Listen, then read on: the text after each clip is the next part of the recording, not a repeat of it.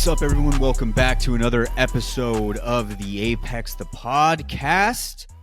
The boys are here. We are ready to go. Enoch is chilling with me right here.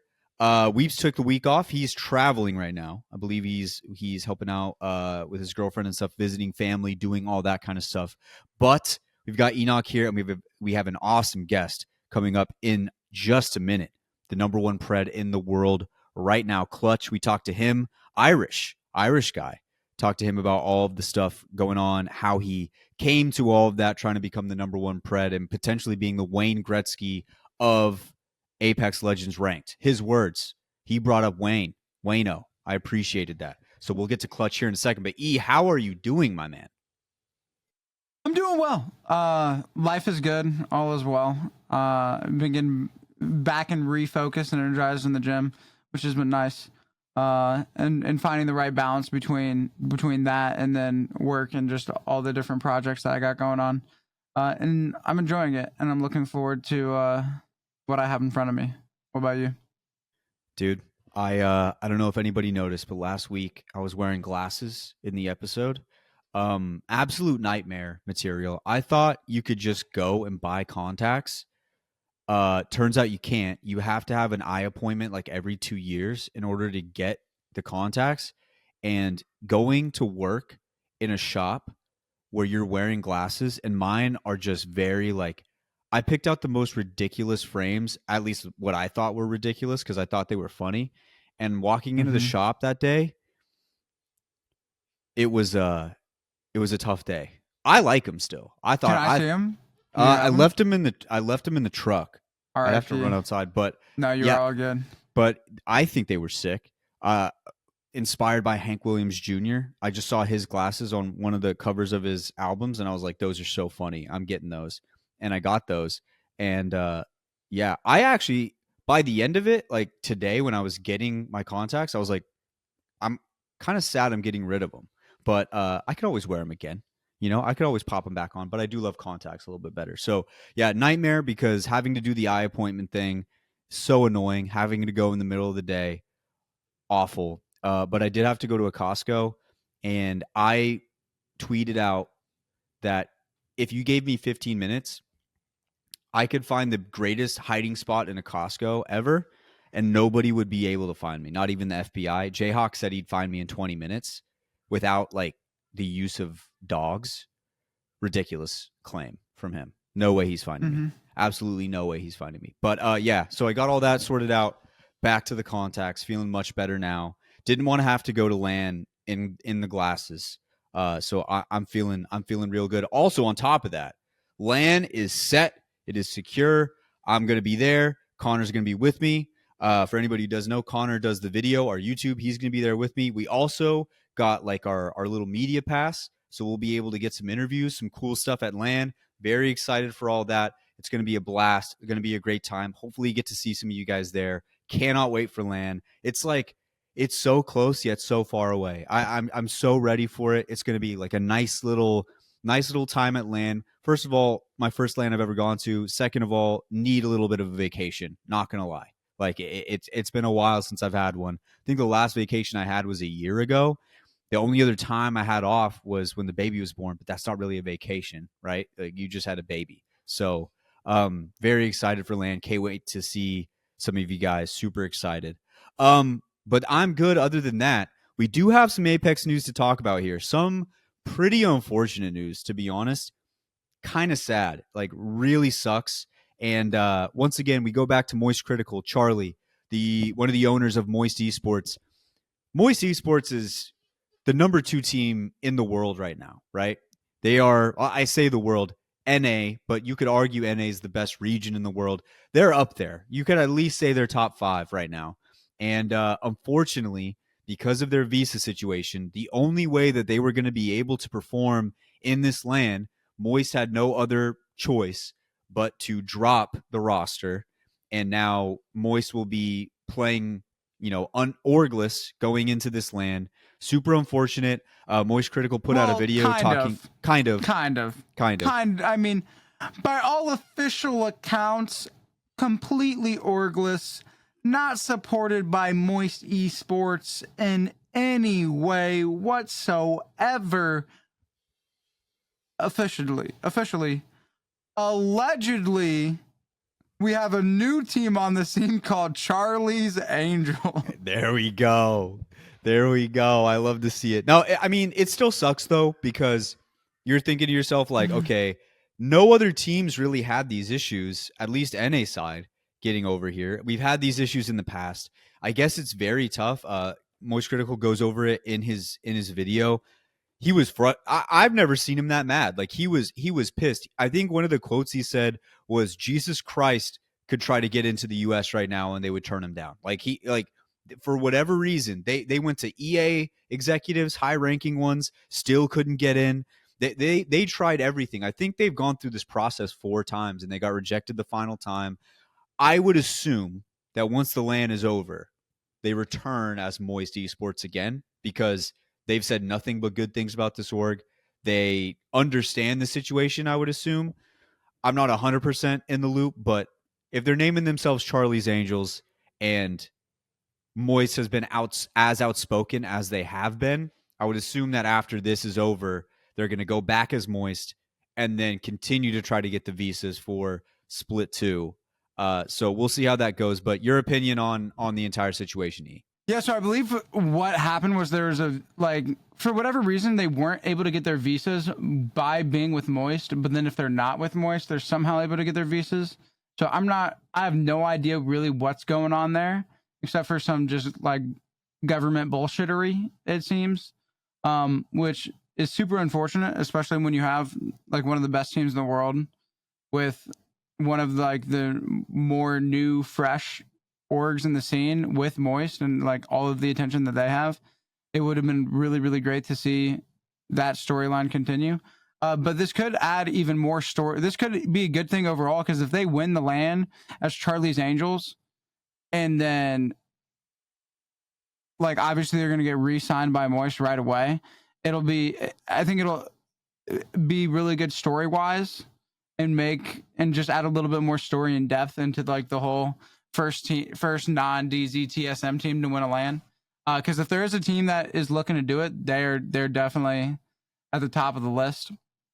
I am happy to see though that they are going to be continuing as Charlie's Angels, or whatever it is that they're called, and make it very clear that like the org is still like supporting them and making sure that they're going to be able to get done all the things. I'm sure that their boot camp and everything is going to be taken care of all by Moist. And so it's really just unfortunate for Moist to not be able to have their name. Like, it's really like the only people that are really getting screwed here. Like, none of the players are really getting screwed. It's more so just Moist as an org, because now if like the players win, technically they don't have to give anything to Moist, even though I'm sure that if they did, they would want to give Moist whatever the cut was of their contract. And so it'll be interesting to see how it plays out. But yeah, I'm excited to see them handle this, what could very easily be looked at as like adversity, and see how they handle it and take it into the LAN, and if it throws them off at all. Yeah, like typically, I think when you talk about organizations, especially in gaming, a lot of times orgs can do some shady stuff, right? Like there's a lot of guys who will get dropped or cut, and sometimes it comes out of nowhere, and a lot of times you kind of more side with the players than the org. This is one of the few times where I feel bad for the org, because they found this team. You know, it was what was it, Team Burger, and they went out on a limb. They signed them. You know, they were like, hey, this team played really well. You watch this team grow and grow and grow, more notoriety, better placements, just better overall squad. And it kind of sucks, because you would hope that at least for the org, even if they got none of the money, like, you can't deny that if they go on to win and they can't say Moist Esports has won LAN, split one LAN, you like, you feel kind of sad for the org, because just hearing that would bring about so many fans and a lot of players who aren't like super locked in, but maybe it's their first, LAN event that they're watching, either at home or there, they don't get anything from that, to people who really aren't locked in. And so that kind of sucks, because I think the money thing, it's one thing, but the entire notoriety part. I mean, you look at orgs that have huge names right now. It's like they have the big names because the players and the teams that they signed were winning, and you're seeing that logo, you're seeing that organization kind of be talked about everywhere else. And so it does suck, for the org in this case, and I do kind of really feel bad for the org, because they really stuck with this team for a long time, and it's unfortunate that this is the way it's all playing out.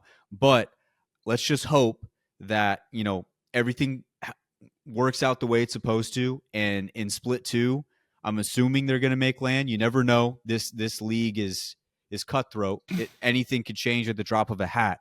But let's just hope that they get it figured out by split 2, at the very least champs, and they can get in there and figure this whole visa situation out. But I do kind of feel bad for the org here. It sucks, man. It sucks, because you want to be able to have your name be said, and you want to be able to say, like, us as an org, we have championship winning pedigree. We have, this championship here, this championship there, and this would be a big one for them, especially with how tied in Charlie is to the org, because he's always watching them play. He's made so many videos about them up to this point, really supportive of the team, basically since the start. And it just sucks that this is the way it all goes. So, and it being like one of like the newer gen of orgs coming out, as we're seeing, like it's like one of the first content creator orgs. Yeah. Right.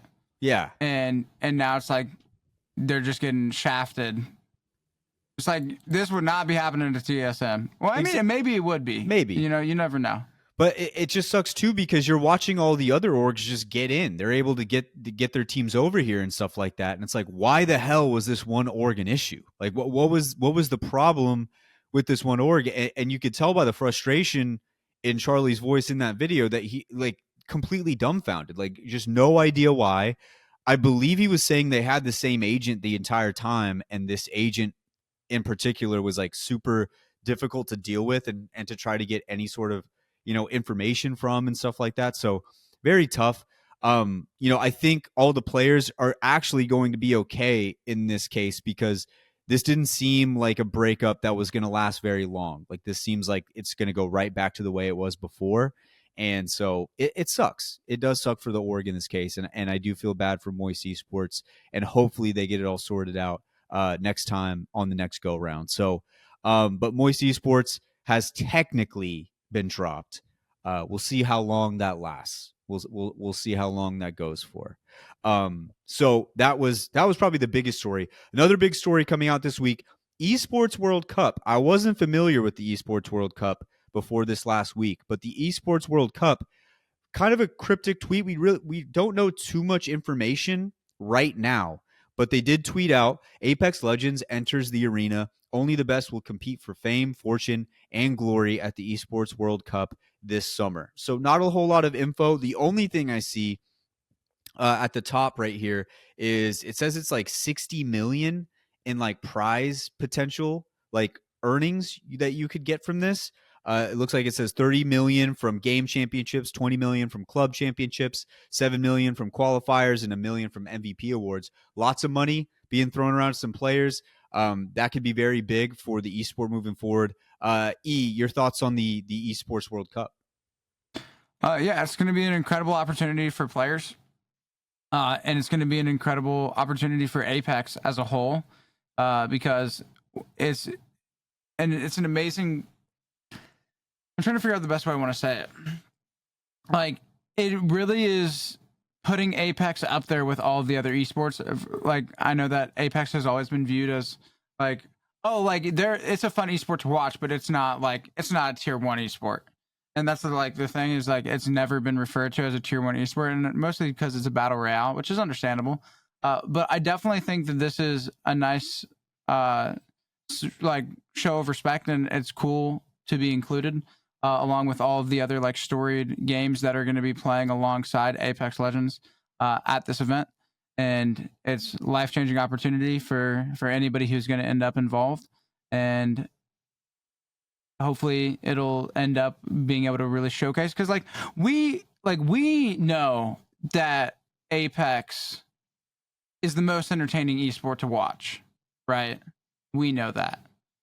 But all of esports, like your diehard Rocket League fan, your diehard Overwatch guy, your diehard Dota guy, they don't know, because like they haven't messed with Apex. Why would they mess with Apex? But when you have all of these different esports all competing around the same time, and then you're gonna have like these championship rounds where it's gonna be like, okay, you're like, we're giving out like, one of these squads is walking away with like 3 million, and like it's the finals. I think it creates a really good chance for fans of esport who aren't necessarily fans of Apex to really get that exposure to what top tier Apex is, and being able to showcase match point format um into the esports world at large. I think it'll be pretty cool. You run down the list of games on here, just going through the tweets that they have. You've got PUBG, Overwatch 2, CS2. You've got Rocket League, like you said. You've got all these different, like, very big games. FIFA. I mean, FIFA. I mean, like, I think I saw League of Legends on here. Like, there's a ton of very, very big games in here, and like you said, the exposure to people who may not have watched this before. You know, playing the game is one thing, but some people just like sports because they just enjoy the competition of it all. Like, there's a lot of sports that I watch that I've never played that I just enjoy watching it because I enjoy watching people compete.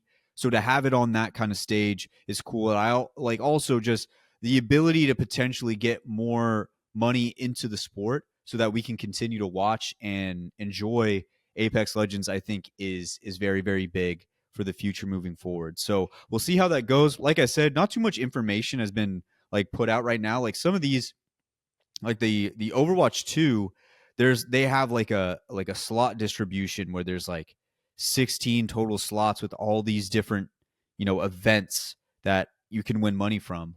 They don't have that for Apex yet. So we'll see how that plays out. We'll have to keep you guys updated on the Esports World Cup, but I just think the idea of a World Cup is interesting as well. Just having our own little world of Apex be included is interesting, and we'll see how that goes moving forward. So Esports World Cup, it is accepting Apex into the fold. So, ladies and gents, that should just about do it for all the little extra stuff going around right now. Like we said, we're still kind of in that weird phase where we're waiting for land to come in and be talked about and to take place. So little bit of a lull here in the news overall, but all that stuff going down in Apex right now. Ladies and gents, we're going to send it on down to our interview with Clutch, number one pred in the world right now. Was number one last season, I believe, and he is trying potentially. I think we convinced him at the end. I think we convinced him to go for it both splits next season. You'll just have to hear to see what he had to say about it. But very interesting character. Clutch was awesome to have on. So let's throw it on down to Clutch. We'll hit a quick ad, and on the other side, the interview. All right, here we are, ladies and gents, with a very special guest here today. We've got MgClutch. If you click on over to apexlegendstatus.com and you go over to the leaderboards, you'll see him sitting at number one. He's sitting at number one ranked pred in the world right now. Clutch, my man, how are you doing? I'm doing good. I'm doing good. Thanks for having me on. No, our pleasure. It's we've had a lot of number one preds on here, to be honest, and we always kind of ask the same questions, but I think it's different for every single predator out there because there's different ways of going about it. Some do it a little healthily, some do it not so healthily. I kind of want to ask where you're at in your journey right now. How's the grind been going? Have we been staying healthy out there, getting some rest, making Uh, sure we're eating? How's it going? no, I'm doing good. I'm making sure I'm getting my 8 hours sleep every night. Well, pretty much every night. Some nights I get less. I'm playing about 16 hours a day, so I'm eating well. I'm making sure I drink lots of water. I'm like making sure I prioritize my health over the grind because I don't want to like have any long term like damage to myself. You know. So not That's to good. so less 24 hours than at the beginning of last season. I think I don't think I've done a single 24-hour the split. Okay. Okay. But how about last split? Last I split was the okay because like for we'll be honest, like this split, the beginning of it was yeah. very different than how splits typically go, and Whenever so whenever me you and got Lou were competing for number one, I think collectively between me and him, I think we slept less than 15 hours in a week. I'm pretty sure we were like I think 24 I did 20 slept 4, did 20 slept 4, did 24 slept 6, did 20 slept 4. Pretty much that every single day for like 2 weeks straight. okay, and how was that experience? What is that like? It was all good. I didn't really like feel much to be honest. I've always been able to like do well with little sleep, but it was like really stressful because every single time you'd wake up, you'd always look. I was looking at the leaderboard and I'd be like, "Oh, he's up like he's up above me now," and then he would get off. I go above him, and we just keep like cycling it back and forth. It was So a like, little bit of a sharing it for a little bit yeah, until you were able to really pull away. And I'm yeah, sure like the whole time that you knew you were eventually going to pull away because he's got pro league, he's got that like all that going on. But then like once you, dude, you I will say like you once you like had your gap and you just it was like once you were like off to the races, you were gone. yeah. And it was like there ain't the only way that somebody was catching up is if they got to play the season a little bit longer than you did. That's what some might say, you know? But some might say that person did not overtake me in RP. They are still below what I finished at with extra days. Is that true? Wait, so Yes, even with even those with extra the time, extra days, he still had less RP than I finished with at the end of the CT season. had dude, Yeah, that is funny. I think he had 2k less than me still. That is funny. Okay, yeah, It, we let's transition into that a little bit because like what was the roller coaster of emotions like as you finish number 1 and then you get the reset and then you're just playing and then you realize that like oh like the majority of people aren't reset but you are. And Bro, then the whole everything that followed after that. I genuinely thought that I was dreaming because I was like, there's no way this game can screw up this badly where I can finish number one pred and then the game takes it off me. I just did not expect that would ever be a thing that could ever occur. And like, it seems like they didn't care, like the devs, because I like kind of just got like brick walled. I didn't really get any responses, I didn't get anything. So it kind of just feels like it was all getting like, pushed under a rug pretty much.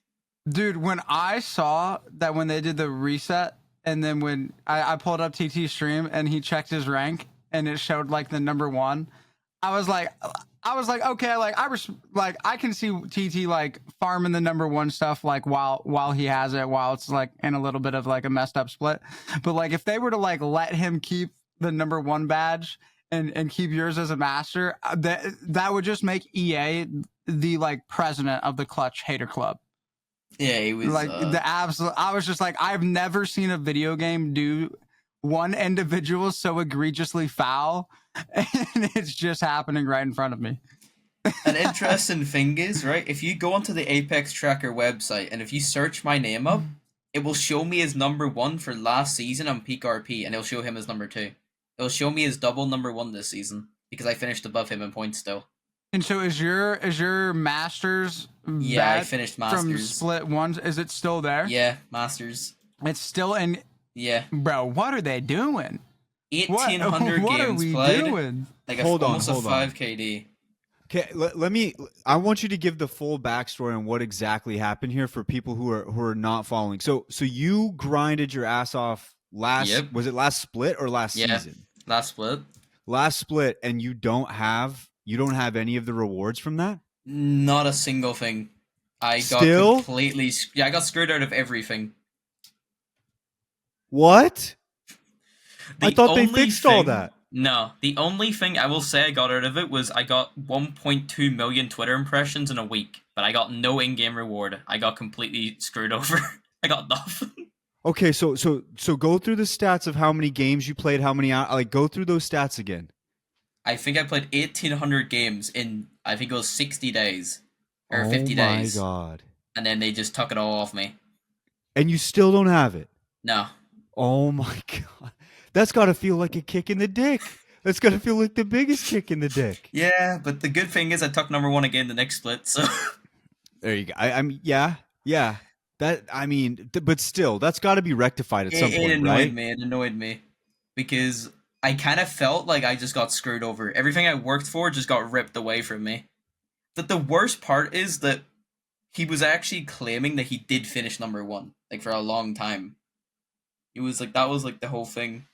That's got to feel even worse because that's like one of those It scenes in the movies where yeah somebody else takes somebody else's like invention and just uses it and passes it yeah. off as their own, and you're the one who put in the work for it. That's crazy. Some of the worst thing was though is a lot of his community thought the reason why I got reset was because I was cheating. So they like that's why they would reset me but not him. So I I think in a week I think I got like 150 comments from his stream about that. I really hope they rectify. Like they have to do something, right? Like eventually they I you'd really hope assume. so. I mean, knowing EA, the chances of that happening, I feel like by the very end of the season they'll have it figured out. But I'm gonna be honest. I do think that there's a world where because they've publicly made the statement and they've basically just said, "Hey guys, we know that some of the rank stuff is messed up for the first split, but we don't really care because we're not gonna do anything for your first rank split anyway, and that it doesn't even matter, and that you're just gonna receive the reward for your second rank split." Which in the past it was always they gave you the whichever one you did best in. But I think with the addition of having the pred numbers on the badges, they've changed it to seemingly now whatever you get in the second split is what you get for your badge. Because I guess they didn't want to say, like, okay, if you finish top 10 the first season, I mean, first split, and then got like Masters the second, they don't want to give you number 10 and then give two people the number 10 badge. I don't know what's up with that. Because, like, I don't think it'd be that big of a deal, but it'll be interesting to see, and I think it'll be a good sign of how much EA actually cares about ranked. Yeah. Oh, so then I got another question for Clutch then, because if you like, if this were me, and this is just me personally, if I put in the work that you had just put in, and then all of a sudden it comes to the end, I'm at the end, I'm at the finish line, and somebody else or like the finish line just disappears, like it just like falls off the face of the earth. I would be like, dude, there's no way I could run this race again. How did you find the wherewithal to be like, I'm gonna fucking run it back. I'm doing it again. We're Um, running back and doing it all over. it's gonna sound like thing, but I'm Christian, so I believe like everything in life is like a challenge from God, or like your soldiers are given like their challenges, and so I felt that me getting screwed over is just a sign that I should do it again. So I went and did it again. It's like a sign to show like how strong I am as a human, you know. I pretty much just went and did it again. Well, respect to that then. That's awesome. I'm glad you have that as like a directional guide for you because that's tough. That's real tough right there. But I mean, you're sitting at number 1 right now. You're doing good. Going back to just the grind thing, when you're deciding to, I guess I want to start at the genesis of this, right? What's the first kind of thought that goes in your mind that says, hey, I want to be number 1? Is that the thought, or is it, I'm going to play the game I enjoy, I'm going to play it a lot, if I get to number 1 I'll get there?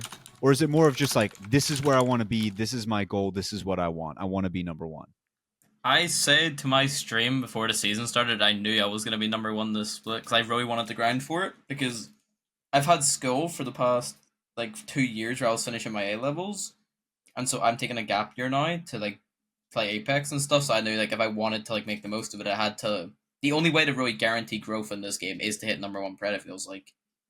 So that's what I did. I just decided that I might as well take advantage and put in as much time as I can now while I can. And so, what is the plan for like post number one pred grind? Do you plan on doing this for like the next few seasons? Is this just this is your season to really do it, and then you're gonna switch and focus more on comp? Like, what are you planning on for your next steps in your career? I've been thinking about it for the past like few days, but I think I might go for double number one again next season. But I'm not sure. It really depends on like how I feel at the end of this one. because this split has been one of the most egregious things I've ever dealt with. I've had 3 cheaters take my number 1 already and then get banned. So it's an interesting split so far, you know. That's a whole direction we could go down right now, and I think that would be a good way to go.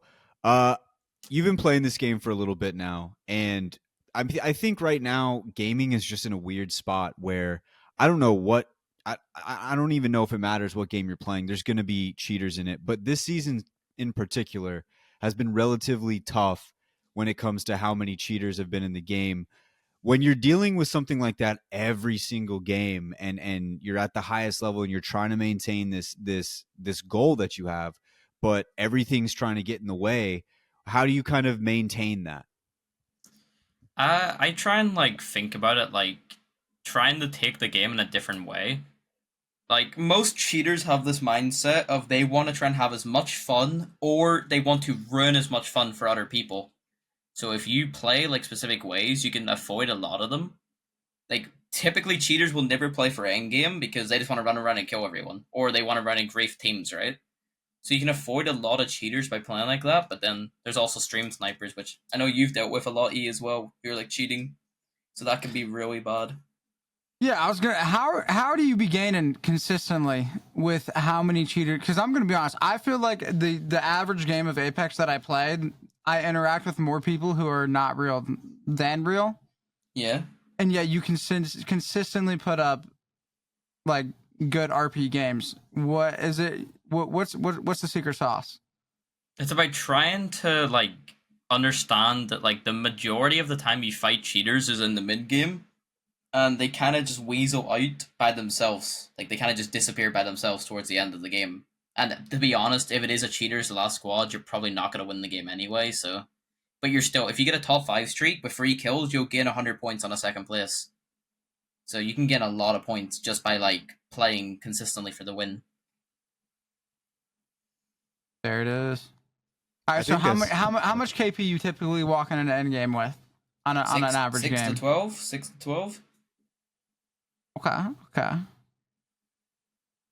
I normally try and play for the same POIs every game, and then yeah, I'll either con the POI, kill the team, and then I'll just try and take a fight around that POI. Because I've also realized something this split where if you land in specific POIs, you almost never run into cheaters because same way I said before, like cheaters always like to have fun, right? You'll never find a cheater landed a bad POI because why would you cheat and land at a bad POI? You know, it's like there's no reason to. So if yeah, you like a land with cheater like like landing edge or something. Like they're yeah, not going to go out there. They're going to be where all the action is. they'll go where all like the best loot is because it's like a lot of people cheat for like a boost of mental or they're boosting. So if people are boosting, then their goal is to get as many kills as possible because if their account gets banned, they want to get as much RP on the guy they're boosting as fast as possible. So if you land at like a subpar POI or somewhere that's like not really commonly landed at, you'll rarely ever run into cheaters. Interesting. But I mean, it's got to be pretty difficult at times, like dealing with some of that stuff. Like It is. It it's is. been relentless this season. I will say it's a lot of luck because cheaters can sometimes just run at you, and then what do? You're just dead. That's Hmm. why it's like good to have a support legend. So someone you basically are just trying to stall them while your teammates get out. You pretty much just have to know when to like say, okay, we've lost the fight, leave. It is Is like the is there a specific type of cheater you see more than others? Like, is there by specific, I mean like aimbotting versus walling versus whatever, or is it just kind of all over the place? the most common hack this split by far is the nade cheat that people have. It is. I feel like every game, dozens of people have it. It's where they throw a nade and the nade will basically track you in the air and land on your head. Oh my god, I didn't even know that was a thing. It is one of the most downright diabolical things I've ever dealt with. So they can just Kobe it from across the map and just hit you with it no matter what? Pretty much, as long as they're within the range of the nade, they throw it and it will like follow you in the air. That's insane. Does it still take effect if like you're in a building and they're outside? Yeah, there's a clip I have I could No actually way. send you where the guy threw it through the door and it curves around the door, around the corner, bounces off the wall, and lands on top of the guy. Damn. Maybe he's just good. Who knows? I don't know. Might We'll have to be. check out the clip. We'll Might have be to the look at the greatest. clip. Yeah.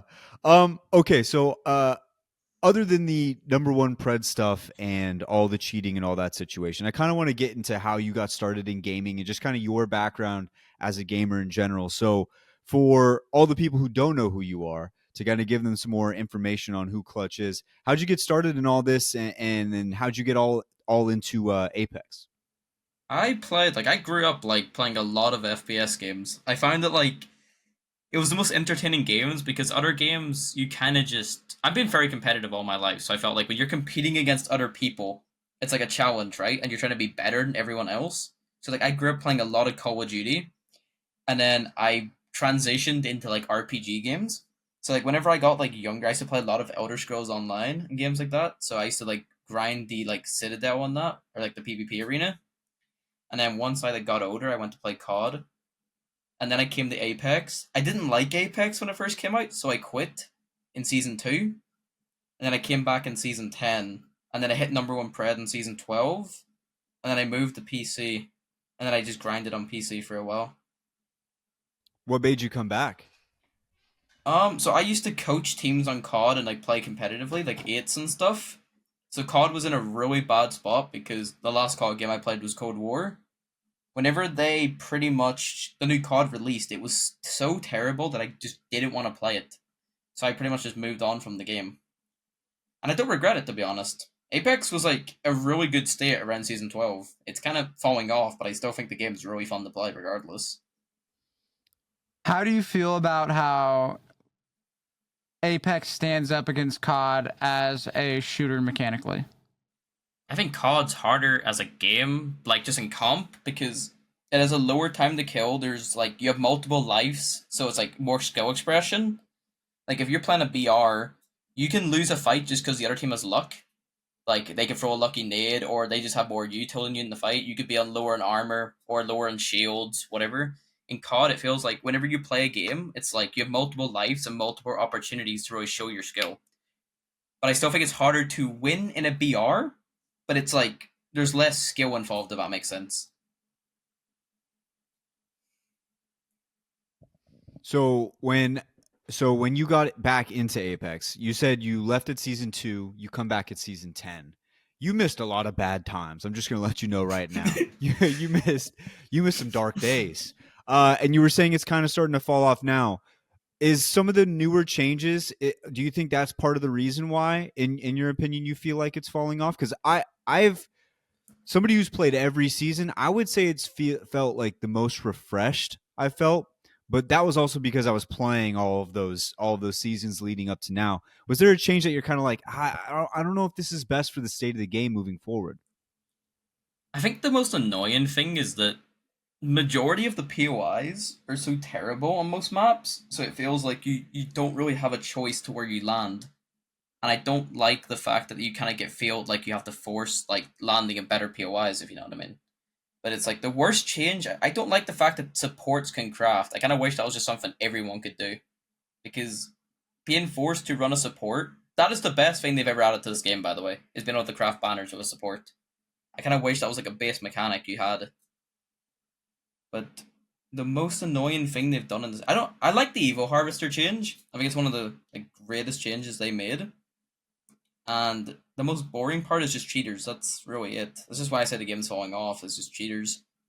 That not It's nothing that the game's doing. It's more just kind of what's happening with all of the yeah. extracurriculars and I stuff like think that. it's just I don't think this game like as a whole is the best game in the world. Like shooting, movement, legends, everything. It's just outside of the game's control. It is falling off because of cheaters. I mean, that's fair. I was just telling Enoch before we started this interview, like I said, I've played every season, started day one, I believe actually day two, but technically day one. And I haven't picked up the game in like 3 weeks, just because it's just in that state. It just feels like it's in that weird limbo. And I'm really hoping they do something. I really am. Um, I wanted to go back to COD a little bit. You were talking about how you used to coach teams in COD and stuff like that. This podcast is mostly competitive around Apex. Have you ever thought or had the thought about either coaching and or playing in ALGS, like trying your luck at that? I did play Pro League. I played Pro League and split one of year 3. I only played a few weeks, but I ended up getting, I think it was like the 5th or 6th highest average kills per game, or average kills per series. It was something like that. I think I averaged like 10 plus kills per series when I was in Pro League. I didn't really, the thing is, I didn't really enjoy comp because it felt like too team dependent. And like on EU, even on NA, there's like maybe 5 IGLs on EU that you can actually comfortably make like good progress with, right? And I felt like unless I had the opportunity to play for one of those, it's like I would do better playing ranked because there's more money involved. Playing comp is kind of like a passion project where unless you're in one of those teams, you're not really going to be making money. You're going to be bleeding money, which kind of sucks for me. That's actually a pretty fair assessment because when you say really it's only the top IGLs are going to win, I mean the amount of time and effort you got to put in to become a pro in this game and to try and win, like you have to win to make money. And if you're not, then you're kind of just wasting time, you know? I've never really thought of it that way. That's actually like I an interesting think way it to was look at it. Scurry or Tech who made a Twitter post and Scurry said he won a LAN, competed in almost every pro league, done incredibly well, but he still would have made more working an actual job over doing comp. Which is, if you put that in perspective, it's like comp is more something you do for passion and more drive. It's a great thing to do because it's like you're competing against some of the world's best, and I feel like winning a game in comp is the most fun thing I've ever done. But it's just it doesn't feel like there's enough reward in it. Would you ever consider coaching maybe? I would love to do coaching. Yeah, I think I would either coach. I think I'd be better at coaching mechanics over coaching like macro because I don't think I have the experience to coach stuff like that. But I have a general understanding of like I have a good understanding of how the game plays out fundamentally from like each POI and like I understand how you're supposed to play the game. But I just don't understand how comp plays out as well. If you know what I mean. What are your thoughts on the nickname MgClutch? MgClutch from E Knocked. I'm just saying from any I'm not the only one who be saying MgClutch. I mean This it was sounds personal. Horizon It sounds personal. and now it's Revenant. Are you saying something? Do you wanna say something like No, clear? I'm just asking you about your thoughts on a nickname that potentially is common. You think As a it's a third common party here, nickname? I yeah. mean, I'm just saying there's potential. I've heard it from a few people. Would you like to tell me who invented the name? I mean, is there really ever like one inventor of a name that is as like it's a layup, you know? Hmm. Yeah, yeah. It's like a layup. It's like there for like a toddler can make the connection. You know what I'm saying? Yeah, yeah, I can see that. I can see that. As a third party here, this sounds like, and I'm just a third party. I don't know the situation. It sounds like Enoch came up with the name. Maybe I don't know. Kind of Yes, he sound did. and it sounds negative in connotation. That's what I'm getting. I could have been the first person to say it. I don't know if I was. There's a potential that it was me, and if it was me, I'm okay with that. I mean, I came up with the one E knocked because you're always knocked, but Nah, that one in the same sense as yours being very common, and there's multiple people that have been ripping it. You are not the first, nor will be the last to rip the Enoch. But but you got that. You got that. yeah, I definitely crutch legends. I have like a mentality of like playing the most efficient I can. Like I'm gonna spend 20 minutes in the game, I want to make the most of it, like gaining points, and like I will just crutch the legend as the best at the time because it's the easiest to gain legend like points with. I think I said this to my chat actually. Legends don't make you better at the game, but they amplify your skill set. So if you're playing a good legend like Bangalore, Bangalore doesn't make you inherently better, but you'll amplify how good you are because of her like core mechanics. It's the same thing with like Revenant. It's like it's not making me a better player, but it enables me to be better, if that makes sense. So I just crutch whatever makes me better. If there That's was well said. one legend from one season that you could crutch for the rest of your life because of the skill set that it had, what legend would it be? Pathfinder. Season 0 Pathfinder. When I get like Mm. grapple and zoom like 10 miles an hour across the whole map. I love that pick so much. I love that pick so much. I want Pathfinder back. I want Pathfinder and Wraith back in the meta for good. For good. I would love to see that. I think Rave could do with a buff again. For I sure. think I Buffing think so her. too. A lot of legends fall under the category of like, if you buff them, it's gonna make the game unfun. Like, Enoch over here is trying to bring back Ballistic to the meta. He's trying to pioneer it, you know? And That could happen. I've been off the ballistic for a little bit. If I wanted to, if I really wanted to force my hand, I think I could. I think I could bring him back. I think that like some legends have to be weak, otherwise the game is terrible. Like if Ballistic was any stronger, he would be on every single team without a doubt. Imagine Vantage being any stronger, where she already has a built-in Craver, it would just be unfun to play against. You know, some legends have to stay weak in a sense in order to make the game more fun in a way. I would Fuse. love the, bro. I think I quit the No, game if I Fuse got think no. buffed. Literally, that Fuse is a perfect example of a legend that should absolutely never be meta. Ever. It would Ever. like I can't think of like like imagine like a seer Fuse meta. I like that would probably be the most unenjoyable thing I can think of. Because it removes skill expression. I don't like that's why I kind of hated like the Seer meta, because it was kind of just a battle of like, okay, they Seer ult, I Seer ult, okay, the battle just stops, you know.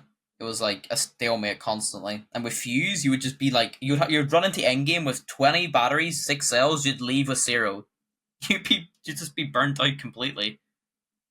Yeah, Fuse is what I like to call the knife's edge legend, where it's like you can get so close to that edge, but the second you go over it, it's the biggest mistake you've ever made in your life. And there's been a few times that's happened in this game in the past. Seer was definitely one of those. The reason why I love that you picked Pathfinder and I mentioned Wraith too was there is a ton of abilities now in this game that weren't there at the beginning, where a lot of these abilities just do damage or are just relentless in how oppressive they can be. Whereas Pathfinder, it was like whoever was wielding him, it really just depended on how good you are wielding him that made you dangerous. And that's kind of why I wish those two legends would come back, because I think Wraith is the same way. Hers was a little different because you could get like that get out of jail free card that they always talked about in the patch notes with her tactical. But I mean, you could argue the same thing for Pathfinder if you were to use him right. You know, I kind of wish they'd bring back that type of meta where it was less like damage based abilities and more just like how can you use these to, you know, better position your team and yourself and stuff like that. I miss that. Yeah, this game is kind of turned from like weapon legends into ability legends, it feels like. How many fights, like, I'll ask you this, E, how many fights do you think you've taken in ranked where abilities weren't the factor of who won the fight? I mean, I would say the major. I mean, I don't think Apex is at the point where it's ability legends. I think that, and I would say we're still at a point where, for the most part, the abilities that are in the game enhance like the skill. Like Revenant is annoying to deal with in OP because a good player can pounce on somebody and then be able to like use that ability to then use their gun. I feel like as the game has moved away from Horizon and Caustic, like when Horizon and Caustic were meta, I felt like the game was way more ability legends than it is in its current state. I could see I feel that. like I just be dying. I feel like I just be dying to cheaters more than anything. So I would say cheaters. We're playing cheater legends at this point, at least can in the agree with ranked that. lobbies I'm playing in. I think it's like, my problem with like legends like Rev or that, when you're playing a BR, like when you knock someone, right? An advantage in a BR game is that the fight turns from a 3v3 to a 2v3. But Revenant gives you a reward on top of the reward you already get, which is an extra 75 health. Plus, if you have his tier 3 perk, you get his jump reset. So I could pretty much knock someone, take 100 damage from them. I only, in theory, took 25, so I could then just jump on another person. even though I should have to take a 5-second reset with my battery, but I don't have to do that. Like that's like my biggest problem with Rev being like a meta legend right now. Broken, absolutely broken. Yes. And like I get it. I respect the fact that you just be playing Rev all the time. Simply, I mean, just because the game is just easier when you have a good player on Rev. Like it just everything just flows, and like that character is especially if that you have a Turbo Havoc on Revenant. It's just I can't think of. I'm pretty sure Reptar's ripping 2 of them on Rev. He just plays Revenant with 2 Havocs. And I can't think of a good reason on why you wouldn't. I will say this: I am pioneering a new meta as we speak. I am bringing back the Newcastle. You're bringing back the castle. Yes. See, I think that would be. I think if you got number 1 pred this split playing Newcastle, it would put a just a different level of respect on it and style points. Because I have been playing an absurd. You're pretty close. I would say you're probably the best controller Newcastle in terms of like whipping all the like shields around and doing all that because you're a higher sense player than most. I think it you definitely have an advantage on that legend compared to your lower sense compatriots. I think I only have like 200 games played on Newcastle, but the legend is so good. I think he might be like sleeper OP. I think Newcastle might be one of the strongest legends for ranked by far. Goldknock Newcastle might be the best legend in the game. I can't lie. It's so weird too, because like his pick rate's always like dead last every season. Like nobody wants to play him. I think it's because Newcastle has an infinite skill ceiling. All 3 of his abilities, his passive, his ult, and his tactical, have skill expression because you have to individually control them. If you look at like a legend like Revenant, I pop my ultimate, okay, 75 extra health. My pounce is just a leap, I can just jump, and then my passive's wall hacks. So like it's not really my individual skill expression, it's more my character and like boosting my skill expression, right? But if I'm playing Newcastle, I have to micromanage my Q, my tactical, or I have to micromanage my res and micromanage my tactical at the same time. And then even with my ultimate, like you have to think about blocking certain angles and stuff like that. It feels like it's a 1-to-1, like the better you get at Newcastle, the stronger he becomes. Like it's actually like a rewarding legend to play.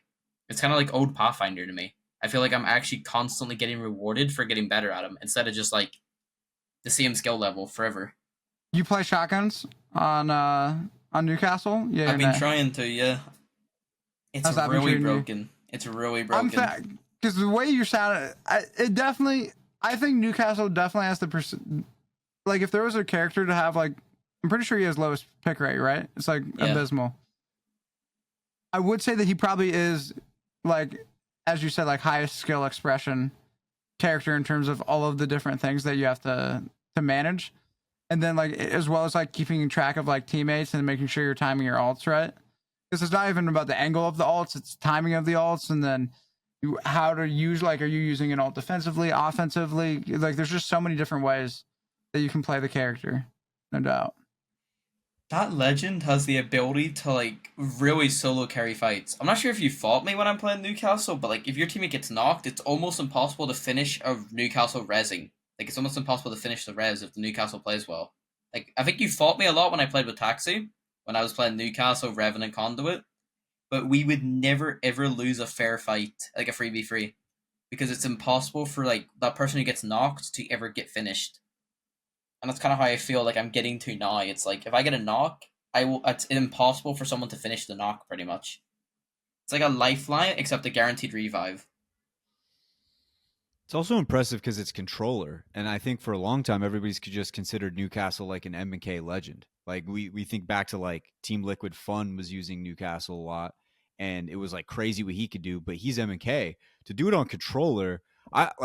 I'm not a great player, but all I know is that tactical to move the shield where you want it to go just feels so hard for me. Like I feel like I can never get it right. So to be able to do all that on controller is pretty impressive. I think it's like I play a really high sense, so it kind of makes up for that. I feel like I play high sense because it's more enjoyable.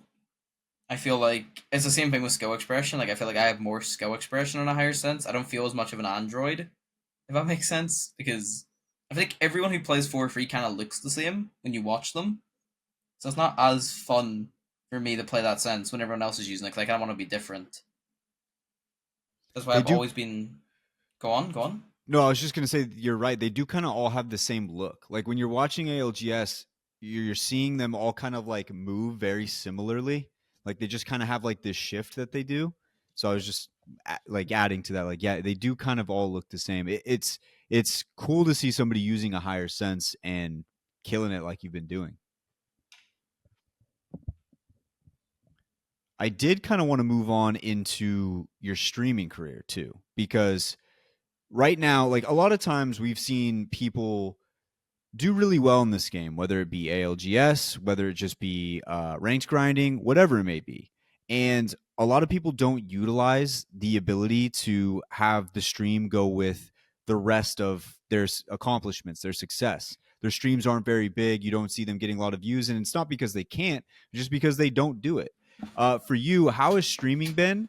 And what are your goals for streaming moving through the rest of the year? Um, my stream's been doing really well actually. I it kind of is like you realize when you hit number one, it's you're kind of at the top of the game. You get like a lot of viewers, you get a lot of growth, you get a lot of followers. The amount of support I've had is incredible. I'm actually the first like I'm not sure about UK, but I'm the first Northern Irish person to ever finish number one pred and to even like hit it on PC. And I don't know if someone in UK has ever held number one on PC actually, because Chaotic has never held it before. I don't think. I think he's like he lost it both times. I think, but I might be wrong. But it's like I've got a lot of growth out of it, and I'm actually making. The thing is, when you're I'm not making the most off streaming because my ad money was really screwed over for a while. I was making a very low amount until a few days ago. So yeah, I wasn't making as much as I could have, but I'm just having the most fun I've ever had in my life, to be honest. How is the support right now from like chat and all the other people tuning in? Because that's also I think another thing that people don't really utilize as much. You see a lot of times streamers aren't really paying attention to chat as much as they could. Are you somebody who's active in chat or are you like just locked in? Enoch knows me as a person. I think I'm probably the most interactive streamer on this game He with does my not chat. shut up. That's beautiful. I I love This man think is he. I will say that we haven't talked. We'll have to talk about it. We'll have to have its own little segment about you being the number one yapper in the game. But Great like, quality for a streamer. This Great man quality. does not stop talking. He optimizes his breathing in between words to allow him to speak longer and not have to have a pause. who told you that, huh? You. Dude, no. It would be vile if anybody else told me that about you other than you. Yeah, no, I learned to like min max how I like breathe and talk. Like there's certain files or certain sounds you make where you can like breathe during them, and it's like you kind of I learned to do that, so I pretty much can like I can speak continuously forever pretty much without ever stopping, and it's like I think it's kind of a skill I've learned. A beautiful skill for a stream. Beautiful skill for a stream. I love that. I love Not to if hear you're his teammate. I have been given the nickname Yap God by this community. If you Hey. go into like a dozen streams, like I'm pretty sure the majority of people, and you do exclamation mark MG, it's always a Yap emote or something like that. Okay, which nickname would you rather have though? MgClutch or the Yap one? Feel like you'd rather have the Yap one, right? See, I think MgClutch is just not right, and I think E over here is like he's just trying to push this on me. I'm not actually a crutch. Other people have been saying it. Like who? Who else has been saying it? I ain't a snitch. I ain't gonna name drop. What? Hello? I think you're the only one that said it. Nope. Mm. I will say it's a reliable source. It's a reliable source. It's a reliable Damn. source. It sounds pretty reliable the way he's saying it. I'm not gonna name drop because I'm not a snitch, but it's a reliable source. I'll just Damn. take you at your word then. You'll just have to, I guess. He looks I dead got ra- serious too. I He got looks rid of the name. serious. I'd Reliable. rather the Yap nickname. There you Because go. being known as a crutch is just not true. It is a fallacious lie. You know, it is not accurate. I am not a crutch. I play many a legend. I play quite a lot of legends. Although about 90% of my kills are on free legends, I do play a lot of legends. Mm-hmm. Mm-hmm. You know, I play a lot of Newcastle. Well, A lot of what's going to happen is MgClutch is going to go away once you finish Pred on Newcastle, because then people will be like, it doesn't matter if you crutch Newcastle, nobody even plays him. That's just impressive. We don't even care anymore. So I guess that's the goal now. I will say this. Newcastle Tactical is extremely broken. Do you know how much health it has if you combine the two segments? See, that's the thing is like I think it's so hard for people to use sometimes that they just don't use it. At least, I can't use it, but like I'm on a lower sense. But yeah, I mean, maybe you're on your his Watson vibe where you're about to bring Newcastle back into the meta that now everybody's going to use. I might have to. I will say this. Newcastle Q has 1500 health on a 15-second cooldown. And it lasts for like 20 seconds. It's that much? 1500 health. There ain't no way. It is 1500 health. It is. I might be a Newcastle man moving forward. It we is might have to free give that a Havoc rip. Mags to destroy the Newcastle Q. Gold Havoc Mags And to destroy it. that's the top part, and then another That's part both for of the them bottom. combined. Or is that It both is of them 750 combined? on each part. It's Okay. 1500. But to destroy the whole thing, it's free Havoc Mags, and it doesn't matter if they destroy the bottom, they still can't kill you. They have to destroy both of them pretty much. So you can pretty much just stand anywhere in ranked because no one's gonna be able to destroy them. It's like a permanent little like cubby you can just stand in if you're out in the open. Interesting stuff. Interesting stuff. Lots of food for thought. I did want to get. I was looking through the stream titles right now, and the stream title is first ever back-to-back #1 Pred. Yeah. And I was thinking, you said at the beginning of this podcast that you wanted to go back-to-back next season as well. That would be the real sickest title of all time. A 4-time back-to-back-to-back-to-back #1 Pred. I think that #1 for you is an attainable goal, as long as you keep eating healthy, sleeping right, doing all that. But #2, that's the sickest stream title of all time. There's not a chance anybody scrolls past that. You'd basically be like the Tom Brady of the #1 Pred community. I would be the #1 ranked player of all time if I secured that. You think you get the title over Watson if you do that? I think yes. Yes. Because no one has ever, and you can check this, no one has ever done back-to-back #1s on PC before. I asked Watson this and others, no one's ever done it. So if I finish #1 this season, I'll be the first ever to do back-to-back #1s. Which in of itself is like 20 seasons in the game and no one's done it. That is extremely impressive. And so if I do it again, I'm breaking even more records that no one's had, you know? I think Pioneering. I think that's the goal. I think that's the plan. You got to go for it. You got to go for it. As long as you're not killing yourself doing it, you know. As long as you're staying healthy doing it, that should be the goal. Because I didn't even know that there hadn't been somebody who had gone back to back. I thought somebody had already done it. Has somebody already done it? Watson was close, but he's never done it. No one's done it. No one's done it twice in one season, so no one's ever done that before. Interesting. Okay, well, we got to do it then. It's got to be you. You've got to be the one to do it. That's the goal for this season. And I might have to do it again next season. That could be fun. Could be fun. Could also be like just so monotonous and terrifying, but we won't think about that. We'll think about the fun part. That's what it could be. Also, maybe they do something about the cheaters next season. Like maybe something cool comes out. I think, oddly enough, I have a really strong mental. I think if they don't, it would be easier for me to get #1 than if they do. Because I feel like other people don't have a really strong mental in this game. A lot of people give up really fast on things that they try and do in this game.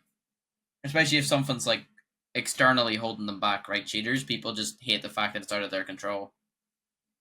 if they remove cheaters, because I think Watson would try and grind for number one with no cheaters. Enoch, you might do it. I think Reptar's trying to do it next split, so it would be like a lot of competition, which I would love to have, you know? The only person I had to compete against for number one, actually, like, hard compete against was Lou. And that was hard. Because he was playing so many Rs. He was actually playing more than me. But it was really hard, because he was sleeping like R. He was sleeping like 1 hour, and then doing like 20, and then sleeping like an hour and a half or 2 hours, and doing the same thing. That was really hard to, like, keep up with. It's Do you kind think of it's like, more fun if like it's closer?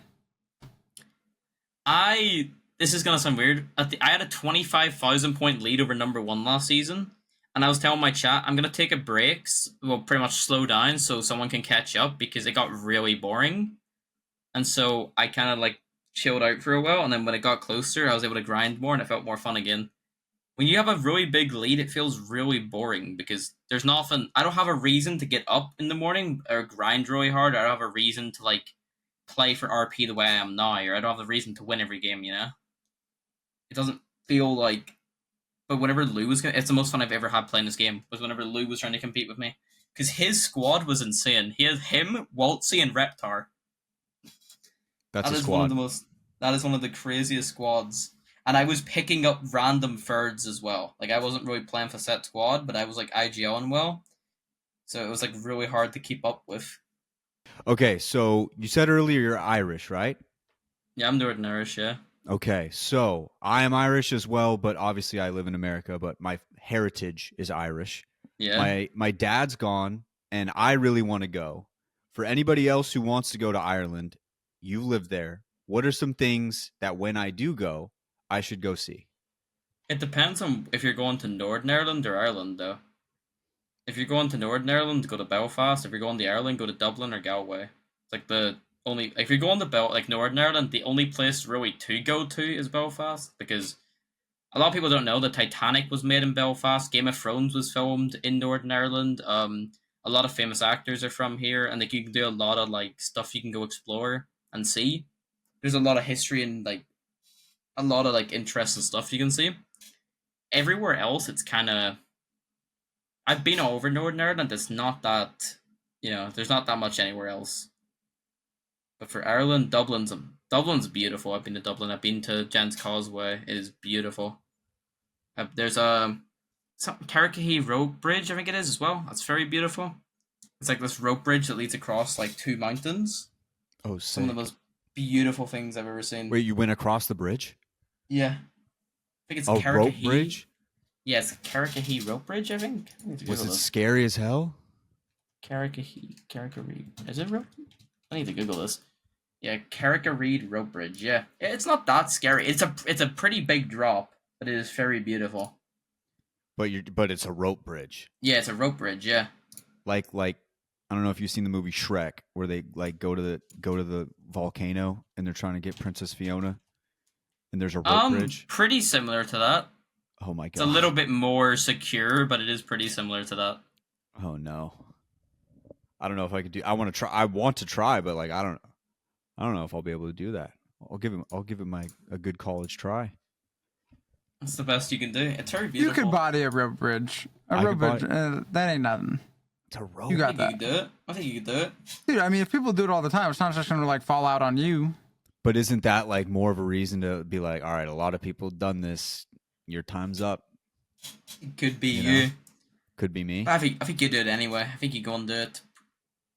I guess if I were to die, I've lived a good life. If I died on a rope bridge connecting two mountains in Ireland where my family's from, that's a pretty sick way to go out, honestly. It would It be wouldn't be the worst way, you know? a I very mean, unique way, that's for sure. it'd be unique, it'd be terrifying as it's happening, but then afterwards like the conversation would be like, yeah, he was on a rope bridge. And Yeah, this man led a very insane life, you know? You have like died one on of a those rope bridge. signs up. One of I'd those want signs that. up. Yeah, I'd want that on the tombstone. Like he died on a rope bridge. Everybody be like, what the hell? Look it up. Then they see. There's the story right there. All right. Anything else from Ireland? Anything else you should visit? Um, I'm not really sure. That's pretty much it. You should see the Titanic in Northern Ireland. There's an actual Titanic quarters building. which it's massive, but if you go on there, it'll teach you all the history of the Titanic. There's a bunch of so the boats that actually went to save the Titanic, like the people off it, those are docked nearby, so you can see those as well. You can go see where Game of Thrones. I think it's called the Dark Hedges. The Dark Hedges is here. It's one of the most natural, beautiful things ever. Giant's Causeway is beautiful. Everywhere, I think Ireland and Northern Ireland are genuinely two of the most beautiful countries in the entire world, just by looking at them, like scenery, everything. Yeah, that's what I was about to ask. Do you ever just like wake up and you're just like, damn, this is sick. Like this is awesome. I just live here. Yeah, yeah. If I look at my window, I can see the docks, out in the distance, because I live in kind of like a top of a hill kind of area. I can look out and see the docks. I can see a bunch of lights. I see boats. Everything. It's very beautiful. That's so Very cool. beautiful. That is so cool. Would you say it's like a great place to visit? Or is there a place that you would recommend around that would be a better place? If you're gonna go, I would say Belfast is really beautiful. It's got some of the most great nightlife, the best day life. There's a lot to do. There's a lot of history here, which if you're a history fanatic, it's probably one of the best places in the entire world to go to. So it definitely is something I would recommend for people. One last dumb question about Ireland. If I go there and I sit down at a pub and I ask for a Coors Light, will they have it? I don't think so. I'm not Damn sure. it. I don't think so. Damn it. All right. Thought I'd ask. Just thought I'd ask. Just thought I'd ask. Well, Clutch, this has been awesome, man. It's been a pleasure having you on, and we really hope that you do great on the rest of your grind. And I would love to see the season 21 back to back to back to back to back. I'm trying to see the Tom Brady on this podcast before it started. We watched his legacy get made, and it all started right here. I want to see it Now happen. you're making me feel like I have to do it. I think Some it'd would be say awesome. you have to do it now. Some would say you have to do it, and then when people ask you why did you do this, and you're gonna be like, because Wyatt Babb. Because I said it. Wyatt Babb. But it is a goal. Told me. It's like a sick goal to have. You know? Either way. 3x back to back to back number one pred has a good ring to it. It does. I think I have the comp that you do that can enable you to do it. Newcastle, Revenant, Ballistic. Boom. Innovation. I like it. Innovation. Right there. I don't think you could lose a fight. I don't think it's possible. I mean, that is the squad. You got at least 4 Havocs on that team. Newcastle. Potentially 6. Potentially 6. Potentially. You never know. There we See, go. I only know one ballistic player in this whole game. That's interesting.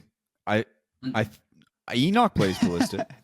Yeah, you might say he might be in the call with us. Tomorrow will potentially be the defining day on whether or not I'm a ballistic main or a Newcastle main for the next.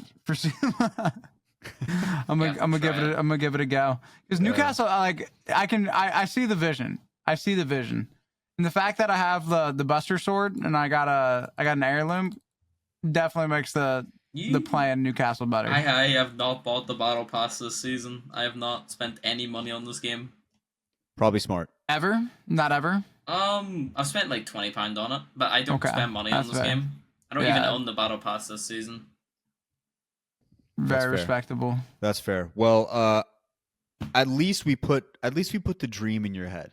At least we started there. I don't think it's a dream. I don't think it's a dream. You're like, what, it's telling reality? me that I think this is reality. I think it's gonna be done. All right, there we go. And we'll be with you every step of the way. Anytime you need to hop on the show just to decompress, you have a free spot right here inside. You guys are trying to create the Tom Brady of Apex Legends. This is how. Listen, we don't have to create it. If you were going to be the Tom Brady of Apex Legends, you're at one point the cheating investigation is going to go harder. Yeah, you're right. I don't think you want to be the Tom Brady because then you'd be a cheater. Yeah, you'd be a cheater at that point. Yeah, you'd have to be the tough scenes. Who's one? And dude, and there's no pro Tom Brady support. At the moment. I will say, Tom Brady the cheater. I'll say one thing. I don't know if other people do this for ranked, but every single time I play ranked, I have a calculator on my phone, and I have a goal of points I want to get for the day, and every single time I gain points, I take it away from the goal, and if I lose points, I add it on, and I don't pay it. I pretty much will always aim for a certain amount of points every day. What's I your RP goal? 3K, 4K a I day? try and get 4 to 5K a day. 4 to 5. How many days you hitting 4K? Pretty much. Well, it's weird because the way I play is like on AOS, it's not going to show me getting that, but I do get it because I play like in through the night, so it would be like 2.5, like 3K the next day, 2.5, whatever. But I'm pretty much getting 4K. I'm getting around 3K a day every day. Some days of 4K. I don't think I I've got gotten you. 4K RP in my life. Like just overall. That's our casual king right there. I think that's something you should do. I actually Somebody's think that's gotta something do I'd it. recommend to other Okay, people. all right. Yeah. I'll do that then. I do that. You go back. You won't be Tom Brady. You'll be Michael Jordan because he didn't cheat. The Michael Jordan of Apex Legends. Why Yeah. not the LeBron? Is like Michael Jordan better? Well, I mean, you could do LeBron, but he's also like lost like 5 finals. Oh yeah, true. I don't think did Michael Jordan ever lose a final? No, he never lost a final. That's true. I'll just have to become Or the if Michael Jordan. you could be, I think Kobe only lost 1, but he won 5. I have to be the Wayne Gretzky of Apex Legends. There we go. That's right. That's what I want to see. Wayne Gretzky. There we go. Perfect. That's the perfect one. But he set his own records and then continuously broke it. Every single time. Like his records are like, you see some of his records and they don't even make sense. Like in the realm of possibility. It just doesn't, it makes no sense at all. That's who you need to go. Ever get 200 points in a season, and he did it multiple times. Are you a hockey guy? Yeah, I played hockey in school quite a lot. Did we just become best friends, bro? Might have to, yeah.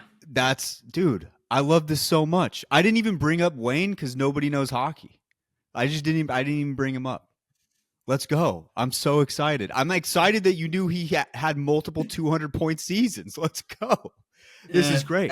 There's a fun fact about him. If you take away all the points he scored, he's still the highest point scorer in the entirety of the NHL. My favorite stat is who's scored, which duo of brothers has scored the most points in the NHL, and it's Wayne Gretzky and his brother, and I think his brother only got 2 points or something. Yeah. Yeah. Yeah. Still the That's most. insane. Yeah. Have you been watching this season? A little bit, yeah. Okay. All right. I was just seeing. I want to see who your MVP was, but if you don't have an MVP, that's fine. I watched a little bit. I watched the I don't really have a lot of time though, but I do watch the highlights. Okay. I watched like there was a Jets and Kraken game. I think Do you have a today. I like the since they're mostly the names aren't really any of them like kind of went, but I really like the Oilers. That makes sense. McDavid. He's awesome. The Oilers are good. Second coming of Gretz.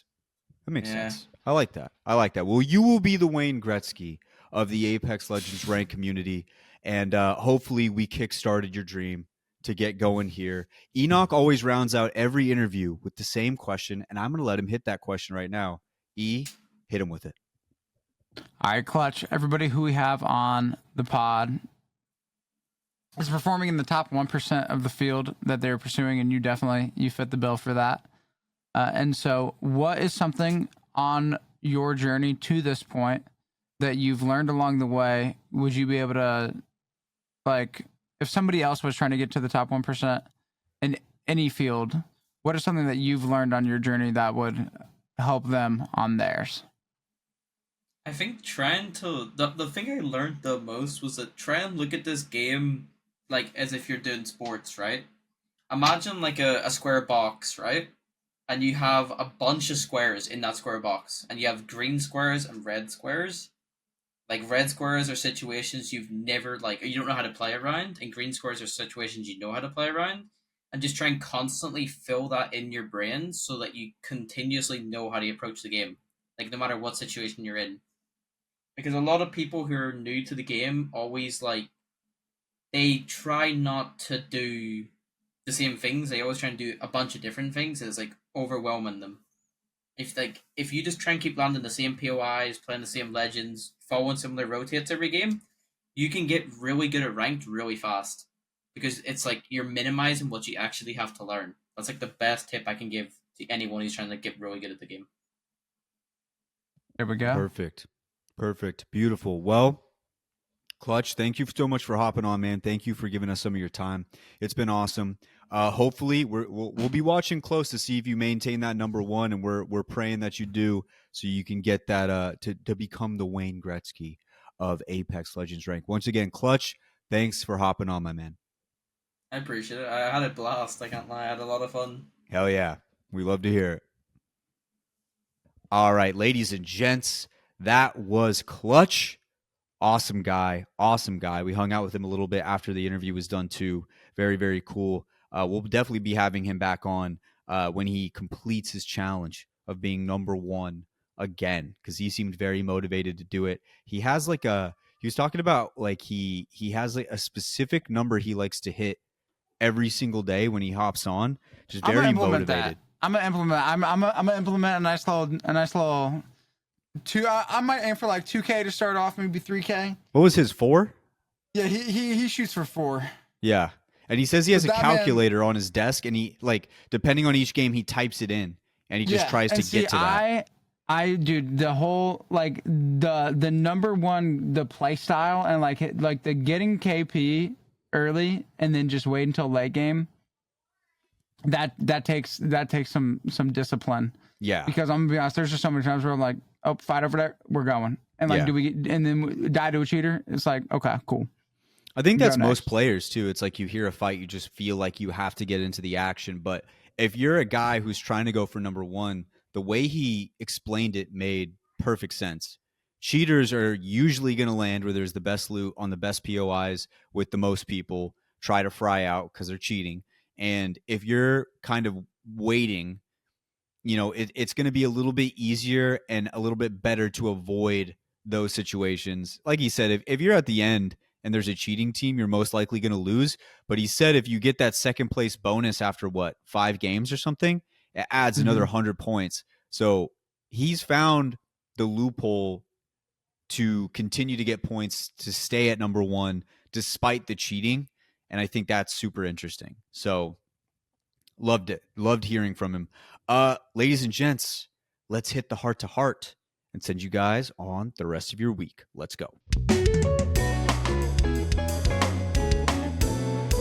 All right, ladies and gents, heart to heart time. Heart to heart time. E, you want to go first? You got that. I got it. I got it. You got that. Dude, honestly, it's been a while since we've done one of these since it's been so hectic the last couple of weeks. I've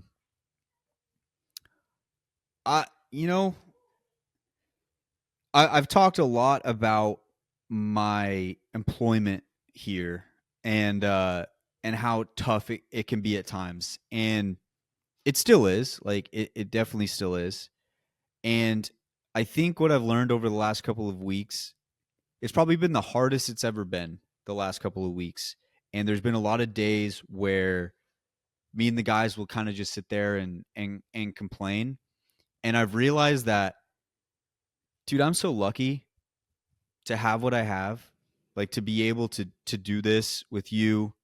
You know, I have healthy babies. I have a fiance that would do anything for me at the drop of a hat to help me and help my career in either way, whether it's this or at my other job. And, you know, I have problems, man. Like things happen, but I'm just very, very fortunate. And I don't think I appreciate that as much as I should. And I'm like a whiny little baby all the time. And it gets me nowhere. Like, it just doesn't do anything for me. And I'm starting to realize that more and more every day. And I think when you're young and you hear older people tell you, well, life's not fair, you're like, yeah, but it should be. Like, that's the first thought. Like, it should be. And I think I'm getting to that age now where I'm just like, but it's not going to. So there's no point in sitting here and complaining about it, because all the time I spend complaining, I can look at the things that I do have and the things that are good, and it makes me feel not necessarily not better, because I still have the problems, but it just makes me realize that it's all not as important as I make it out to be. What's important is, you know, coming home, having what I have at home. A lot of people don't have that. And I'm very fortunate, and there's no reason for me to be sitting up here and just complaining all the time. It doesn't do anything for me. It doesn't matter. And to be honest, like it just comes down to being my fault anyway, because if I really hated it that much, I would have done something by now. And the fact that I haven't, that's on me. That's not, the world, although, things are tough right now, I think, in the world. There's a lot to be thankful for, and there's a lot to be appreciative of that other people didn't get. So I'm trying to do a better job at just being like, okay, this is what it is. I will do what I have to do. And I'm just going to put all my energy, instead of just being like, oh, this sucks, into being just like, I got to get it done anyway. Like, it's not going to change the fact that I still got to get it done anyway. So, yeah, I think that's where I'm at right now. And we do have some cool things behind the scenes that kind of came out of nowhere, and I'm super excited about, like the fact that Apex views our show as something good for the media and all that kind of stuff. Like, that's so cool, because the way I started this whole podcasting thing, man, was I literally was sitting in my bedroom with 2 microphones that I was passing between my friends, and somehow I ended up here talking to fucking Imperial How. Like there's no reason to complain. I've done some work, probably could have done some more work, probably could be in a better spot, but I'm not. So I'm just going to go with what I have and run with it like that. So that's kind of my heart to heart this week is, it is tough. It is hard, but I could always make it better. I haven't made it better. That's on me. That's not on anybody else. And even though it is tough, I do have a lot of things that make it a lot easier and better. So that's kind of where I'm at. What about you, E? Yeah, I'm gonna just piggyback off you. Like, I've got just an immense amount of things to be grateful for, and I just want to keep focusing on those. And just regardless of how frustrating the day is or whatever's going on, I just want to spend more time in gratitude. And I know that if I do that, and I was actually going to tweet out. I was going to tweet out earlier today, but then I was like, it got past a certain time, and I was like, I'm just going to tweet it out tomorrow. It was just like, need more gratitude, and because like any problem that realistically I have in my life, it's solved by just needing more gratitude. And so I'm definitely going to ride the wave that you started. Yeah, and thank you for that. Yeah, it's all perspective too. Like, it's all just like, there's days where I'm just sitting there just like so angry and just complaining, just like, this is bad, this is so shitty. Like, how did I get here? I need to do this, I need to do that. And it's just like, well, dude, like, I could be in such a worse off spot, like just so worse off. And I could be better off too, but that's up to me, you know? So, I don't know. Yeah, I like, we've said gratitude so many times in the heart to heart that I know at some point people got to just be like, damn, they say it every single week. But I truly think that a lot of the problems can be solved by just looking at it the other way. Like, damn, this job really sucks. Well, I have a job, and that's a lot better than I could be, because it's tough out there right now, man. Like, I mean, we're seeing it in the esports world. Like, people are getting laid off left and right, and I hope they all find their footing. But I may be picking up heavy things and tired at the end of the day, but at least I get to come home, and my family's here. So, yeah, man, gratitude. It truly is like a drug. If you can keep hitting it and just being like, dude, it could be, I'm so thankful for what I've got. Like, it helps. It just helps out a ton. So I'm glad you piggybacked off that as well. 'Cause I mean, you've said it 1,000 times, and it truly is one of the best things you can have. And you'd really think that I'd have it on lock by now, right? We've been talking about it for so long, and every time we talk about it, we just like, yeah, we need more of it. And then we realized that more of it. Yeah, and then it's like, yeah, I was tripping again. I needed more of it. Yeah, it's just like we know what we need to do. We just need, and just you can always be doing more.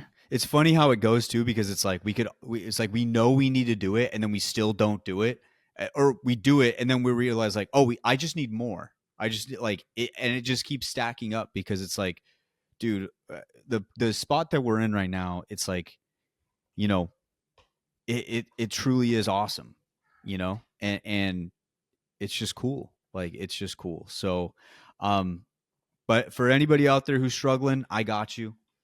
We're all going through it together, man. We're all going through it together, and hopefully, I get to see some of you guys and talk about that upcoming at LAN. I'm going to be there. Super excited. I know I've said that 1,000 times as well, but I am just super excited to meet all of you guys. So I can't wait to see some of the listeners out there. Thank you guys for tuning in, as always, to another episode of the Apex the Podcast. Like I said, we've got a lot going on the next couple of weeks. It's going to be a fun time. Can't wait to see from you guys, hear from you guys. Going to be great. Thank you guys for tuning in. As always, we'll catch you guys next week for another episode of the Apex the Podcast. See ya.